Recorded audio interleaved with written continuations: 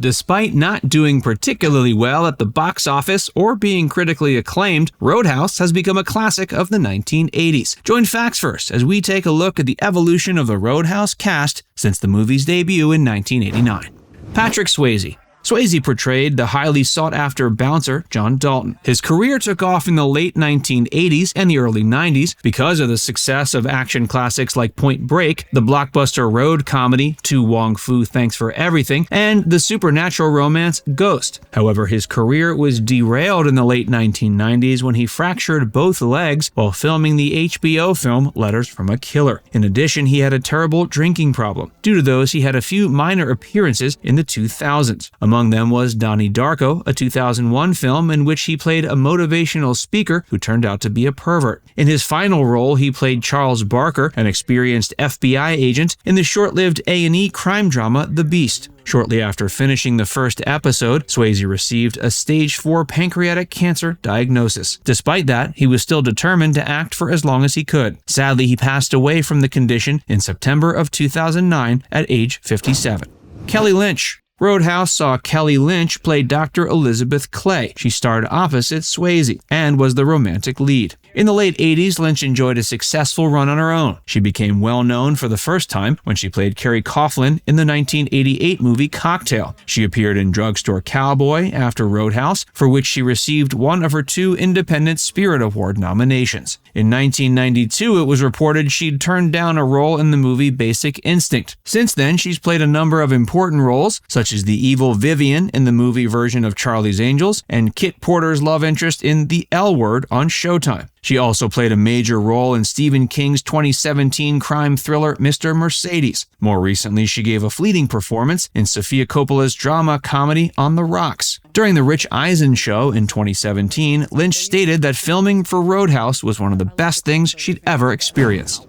Sam Elliott. Elliott portrayed Wade Garrett, Dalton's buddy, father figure, and one of the few figures in the movie who is utterly aware of Dalton's background and the reason it haunts him. Elliott had a considerable following by 1989 because of his roles in movies like The Quick and the Dead and Gunsmoke. He played Virgil Earp in Tombstone 4 years after Roadhouse, and 6 years later, he played the role of the stranger in The Big Lebowski, which the Coen brothers made. He made sure to make an impression early on in the superhero movie craze of the 21st century by playing Thunderbolt Ross in the 2003 film Hulk, and the hero's teacher in the 2007 film Ghost Rider. He's also had a great career as a voice actor, especially in commercials for well-known brands like Coors, IBM, and Dodge. Elliott was in his 70s during the 2010s, but he showed no signs of slowing. He started performing a lot more TV work, which included frequent appearances on The Ranch, and recurring roles in Parks and Recreation and Grace and Frankie. For his role as Bobby Maine in 2018's A Star is Born, Elliott got his first ever Academy Award nomination. Ben Gazzara.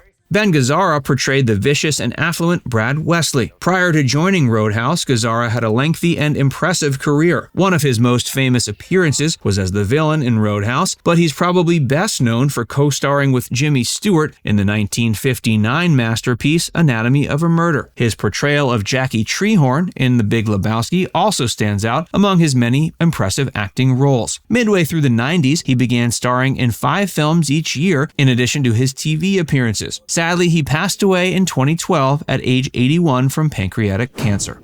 Keith David. Keith portrayed Ernie, one of the rookie bartenders at Double Deuce. Although David was already a well-known actor by 1989, he didn't have much screen time and only a few lines. But he was paid handsomely for the role. He became well-known thanks to roles in movies like They Live, Platoon, and The Thing. David hasn't slowed down in the slightest since Roadhouse. He's made a name for himself as a voice actor and keeps working in live-action movies and TV shows like the critically acclaimed Greenleaf. He's provided his voice for a variety of projects, including Disney's The Princess and the Frog, Rick and Morty, the first game in the Fallout series, and countless documentaries.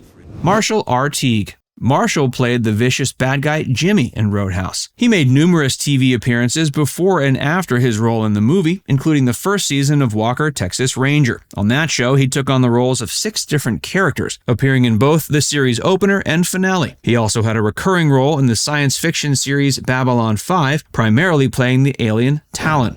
Kathleen Wilhoite. Kathleen played Carrie, who wasn't a significant character in Roadhouse, but she manages to serve as both a waitress and an entertainer when she performs the song Knock on Wood live. In the 80s, Kathleen's name was well known in typically supporting roles, but things started to look up when she was cast as Charles Bronson's co-lead in the 1986 movie Murphy's Law. Her acting career persisted after Roadhouse, and she went on to play one-off and recurring parts in TV shows, including Gilmore Girls, LA Law, and most recently Yellowstone and The OA. She's also a singer and composer who's released 2 studio albums, Shiva and Pitch Like a Girl. Her original song, Wish We Never Met, was featured in Consequences, a season 3 episode of Buffy the Vampire Slayer, as well as other movies and TV shows like Cop Rock, Ally McBeal, and Murphy's Law. Jeff Healey. Jeff played Cody, a blind jazz and blues guitarist in Roadhouse. By the time he appeared in the movie, he was no stranger to the industry. Healey had a rare eye disease called retinoblastoma, which took away his vision before he could start walking. He managed to start playing the guitar when he was 3 by developing a unique technique. A month after Roadhouse came out, Angel Eyes, one of his band's singles, debuted at number 85 on the Billboard Hot 100 and eventually went to number 5. Tragically, Healey's battle with cancer was not over. He was 41 when he passed away in 2008 from sarcoma, but he continued producing a large amount of music until he passed. He made more than 20 albums, both on his own and with his band, the Jeff Healey Band. Julie Michaels. Julie played Brad Wesley's girlfriend, Denise. Since Roadhouse, she's kept acting over the years. Her most recent appearance was in Paul Layden's 2020 film Chick Fight as an underground boxer. Though she does frequently appear on camera, she also works as an actor's stand-in. She's worked as a stuntwoman for actresses like Pamela Anderson, as well as for movies like Rush Hour 3, Charmed, VIP, and more. Her work as a stunt coordinator on the set of Shameless earned her a 2014 Primetime Emmy Award nomination. In 2017, she got a nomination for the same prize, this time for her involvement in the action series SEAL Team. Gary Hudson. The sarcastic Steve, played by Gary Hudson, is one of the bouncers at Double Deuce. Though Roadhouse is still among the movies for which Hudson is most well known, he's had a prolific career. He's held roles in several recurring series like Smallville and The Adventures of Briscoe County Jr. He's also been in well-known series like NCIS, Taken, and Suits. Now it's time to hear from you. What do you think of the movie Roadhouse? Does it hold up today? Let us know in the comments section below.